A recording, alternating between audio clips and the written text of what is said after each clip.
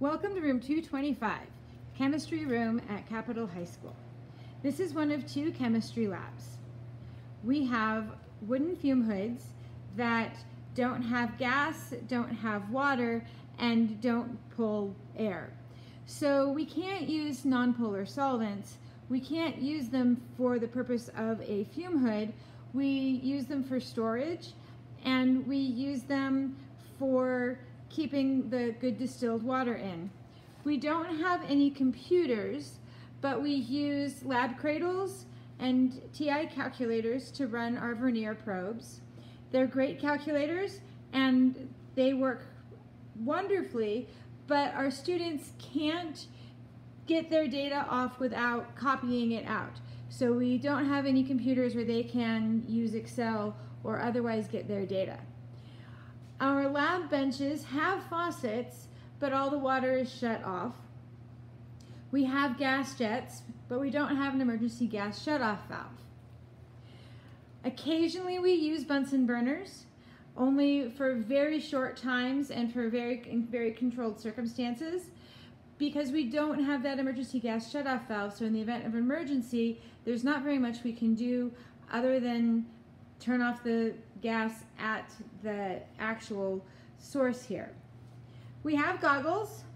We have two back sinks that do work, and we have an eye wash station. The sinks in back have leaks, so and they don't shut down, so there's always a little puddle down here.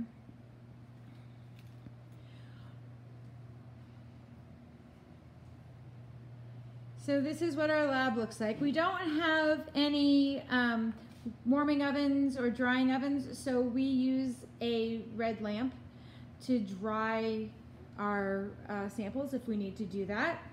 We have two lovely spectrophotometers, but we don't have the computer that we need to use them with, so we can do single points, which is lovely, but we can't use them to do kinetic studies that we would like to that would require more than 1 point. So this is one lab. In this classroom, we also have desks in groups for collaborative learning. Let me take you to the prep room. So this is our prep room. We have a fair bit of glassware. This is where we have all of our chemical and flammable storage. This is our main acids cabinet, and as you can see, we have secondary storage, but the acid is eating the cabinet. Our acids cabinet is rusting out. The shelves are corroding. We haven't purchased any acid in 7 years because we just can't safely store it.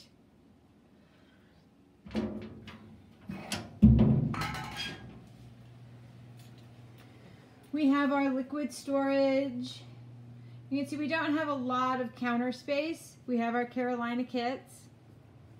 This is our second chemistry lab, and here we've got tables. Again, we have our wooden fume hood with no water and no gas. This is an example of a lab that we're doing with sugar, water, and food coloring for solutions, because we're really afraid to use anything much more interesting. Again, in the labs, we have the lab cradles. We have no water at the lab stations because all the water is shut off. And again, we have the two back sinks that do work. And our lab benches. These labs are designed for 24 students, and we have between 22 and 32 students per class. So hopefully you can see that we could really use some help.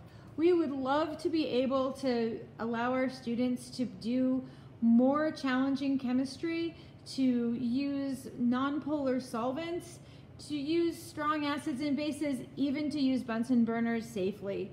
But right now, we really can't. We have to make hard choices to keep our students safe. I hope you consider us. Thank you so much.